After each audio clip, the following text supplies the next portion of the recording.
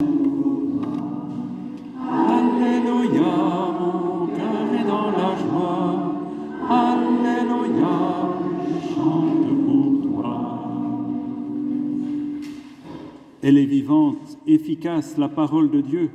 Elle juge des intentions et des pensées du cœur.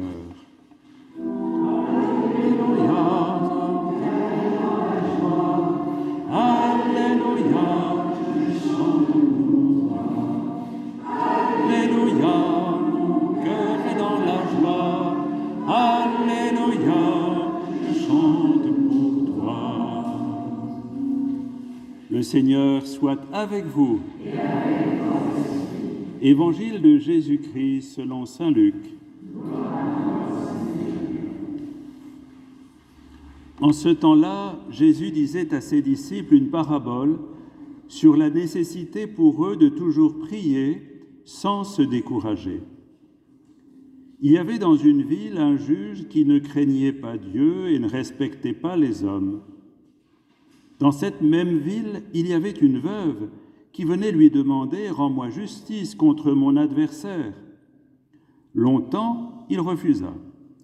Puis il se dit « Même si je ne crains pas Dieu et ne respecte personne, comme cette veuve commence à m'ennuyer, je vais lui rendre justice pour qu'elle ne vienne plus sans cesse m'assommer. » Le Seigneur ajouta « Écoutez bien ce que dit ce juge dépourvu de justice. Et Dieu ne ferait pas justice à ses élus qui crient vers lui jour et nuit? Les fait-il attendre? Je vous le déclare, bien vite, il leur fera justice. Cependant, le Fils de l'homme, quand il viendra, trouvera-t-il la foi sur la terre? » Acclamons la parole de Dieu.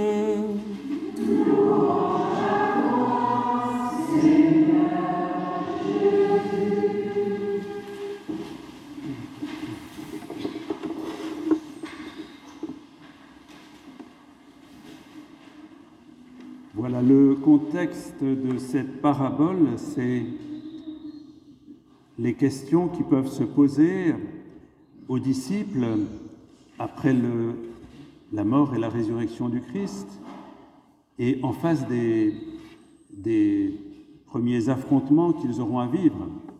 Parce que vous savez qu'au début, on pensait que le Christ allait revenir tout de suite, que les choses allaient devenir immédiatement, que le royaume allait être installé. D'ailleurs, après la résurrection, juste avant l'ascension, les apôtres posent encore la question au Christ en disant « Est-ce maintenant que tu vas établir le royaume ?» Donc ils n'ont pas encore compris. Alors, le Christ s'absente de leur regard et va venir une période très troublée. Vous savez, vont commencer des persécutions assez rapidement, de l'affrontement, des calomnies, des outrages.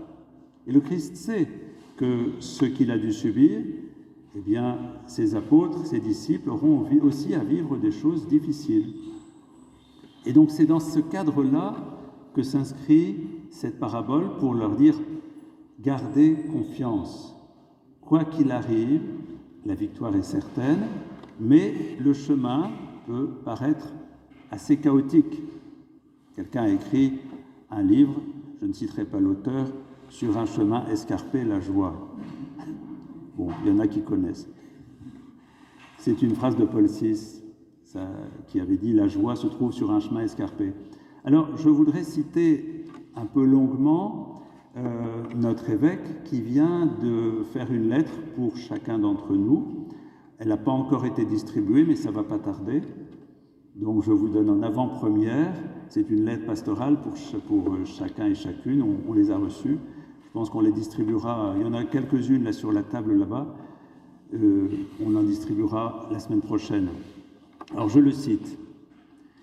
Parce que c'est tout à fait en lien avec le contexte que je viens de vous dire pour les premiers chrétiens. Vous savez, ces épreuves qui vont arriver et l'appel que le Christ a de rester dans la confiance. Alors, notre évêque écrit ceci. « Notre foi est bien souvent mise à rude épreuve, à la mesure des tempêtes d'aujourd'hui. » Voilà, c'est pas qu'il y a 2000 ans, c'est encore aujourd'hui. « Et des incertitudes pour demain. Nous sommes confrontés au doute, à l'angoisse, au silence apparent de Dieu. Où est-il ton Dieu? Psaume 41.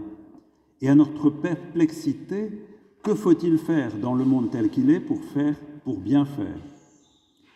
La situation mondiale est complexe. Faut-il énumérer les défis qui se présentent à nous? Une pandémie non encore résolue, des dérèglements climatiques, le conflit en Ukraine, au Burkina et ailleurs, les enjeux bioéthiques liés au progrès scientifique, la précarité des équilibres économiques, sociaux, politiques, un été brûlant qui a profondément affecté notre quotidien et nous a rappelé la précarité de notre vie sur Terre, si sensible à ces écosystèmes fragiles que nos contemporains ont négligé de respecter. Et au cœur même de l'Église, les trahisons, la dénonciation d'abus, le constat de vie brisée nous bouleverse. Un chemin de purification et de prévention est nécessaire. Les forces de division dans le monde, au sein même de l'Église, sont nombreuses et nous font parfois douter d'une paix et d'une unité possible. Alors, vous voyez, mais ce n'est pas nouveau.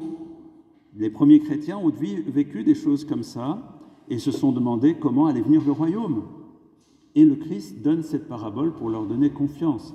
Alors, encore une phrase de notre évêque, « Nous avons des raisons d'être inquiets et découragés, mais nous avons la foi. » Voilà, nous avons la foi.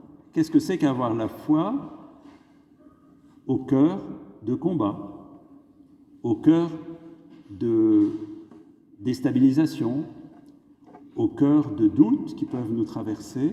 Nous avons la foi. Alors aujourd'hui, comme hier, cette parabole que nous donne aujourd'hui l'Évangile, c'est une invitation forte du Seigneur à ne pas désespérer, à garder cette ouverture à l'amour de Dieu qui va faire venir son royaume. Il ne faut pas, je dirais, nous laisser écraser par un constat qui serait désespérant, qui pourrait nous couper toute énergie, toute force, en disant de toute façon, qu'est-ce que je peux faire en face de tout ça?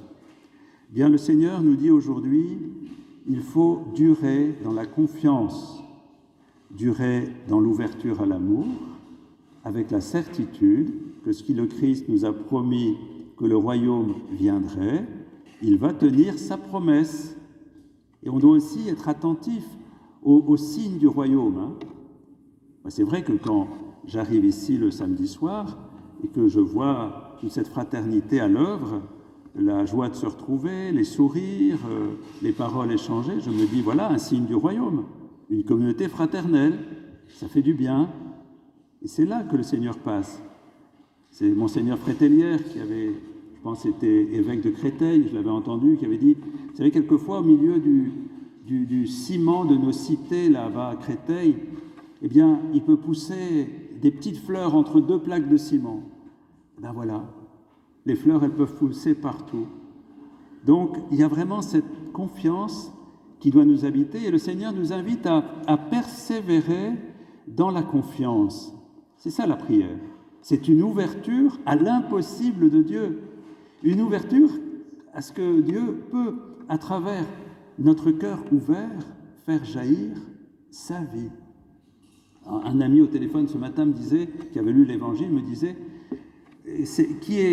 comment se comporte, qui serait la pauvre veuve aujourd'hui? Alors il me disait, je pense que c'est comme ces personnes qui doivent prendre un rendez-vous chez le médecin et qui sont obligés de faire 40 démarches par Internet et qui ne s'en sortent pas, vous voyez, ou avoir des papiers, et voilà, il faut passer par tel ou tel truc et on n'y arrive pas. Et elle persévère, elle continue, elle veut avoir son rendez-vous, elle veut avoir ses papiers qui lui manquent, et elle va se faire aider. Ça me faisait penser, si on n'est pas capable de se servir de cet outil, on peut demander à des personnes de nous aider, comme ceux qui ont tenu les bras de Moïse, pour qu'ils puissent continuer à espérer pour tous. Alors évidemment, là, on a un juge inique.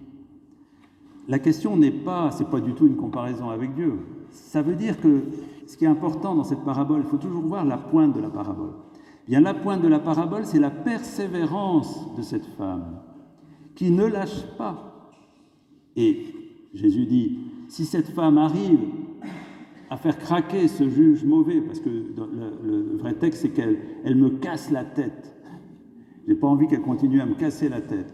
Si cette femme arrive à faire faire venir ce qu'elle attend de ce juge inique, combien plus elle recevra ce que Dieu ne désire que lui donner. Dieu n'est qu'amour. Alors, ce que le Christ nous dit là, c'est que quelle que soit l'obscurité dans laquelle on est, quels que soient les doutes qui peuvent nous traverser, quelles que soient les angoisses qui peuvent nous saisir, c'est légitime de pouvoir être traversé par tout un tas de sentiments d'écrasement. Mais il faut garder encore plus profond cette confiance que Dieu est capable de renverser tout ce qui nous empêche de vivre, de transformer ce monde. Et il attend de nous que nous y croyions. Parce que si on cesse d'y croire que quelque chose est possible, eh bien le monde ne sera pas changé. S'ouvrir à l'impossible de Dieu, c'est mettre aussi nos mains, nos forces, nos cœurs, nos vies au service d'une transformation du monde. Donc il faut espérer. C'est ça que le Christ nous dit. Si vous croyez que le royaume va venir, eh bien dans ce creux que vous creusez dans votre cœur par cette foi, eh bien, le Père va pouvoir répandre son amour. Voilà, la spiritualité, c'est pas quelque chose de facile. Je me souviens, la prière, c'est un combat. Je me souviens d'une vieille religieuse dans la communauté, quand j'étais novice chez des Trinitaires en 94, il y avait une sœur qui m'édifiait beaucoup. Elle était toujours à la chapelle dès 6 heures du matin. Moi, ça m'arrivait de descendre parce que je ne dormais pas. Et elle y était. Et à un moment, elle était âgée, elle a fait un problème cardiaque, elle a dû partir dans une autre communauté. Et je lui ai dit, ma sœur, j'aimerais bien vous interviewer avant votre départ. Donc elle dit, oui, frère Denis, si vous voulez, on peut se retrouver après le café dans la salle à manger, puis on pourra se parler un peu. Je pensais qu'elle allait me dire de très belles choses sur la prière, puisqu'elle était toujours à la chapelle. Elle me dit, oh, vous savez, il y a une chose qui est difficile, c'est la prière. Je me suis dit, si elle est toujours là, fidèle dans la prière, et que c'est un combat, eh bien, ça m'indique qu'il ne faut pas craindre ce temps, parce que c'est dans ce combat que Dieu vient déposer son amour. Donc, osez durer dans la prière. Et qu'est-ce qui nous permet de tenir dans la prière ? Dans la confiance que Dieu va faire quelque chose, que Dieu va transformer quelque chose, que Dieu va agir, eh bien, c'est la grâce même de Dieu. C'est Dieu qui met en nous cette confiance, qui fait qu'on peut rendre grâce à Dieu d'avoir le goût de la prière. La prière au-delà de tout. Moi, je vous avoue que plus j'avance, plus je sens que nous avons un appel très profond à rentrer dans une prière et dans une prière de confiance. Parce que Dieu nous aime. C'est ça la clé de la prière de confiance. Dieu nous aime d'un amour fou. Et il ne demande qu'une chose, c'est répandre en nous son amour.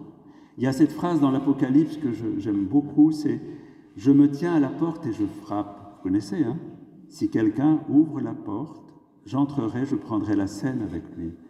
Le Seigneur est devant la porte de notre cœur. Il attend qu'on ouvre pour répandre la confiance, la paix, la joie, la force. Ne laissons pas la porte fermée. Prenons le temps d'ouvrir cette porte.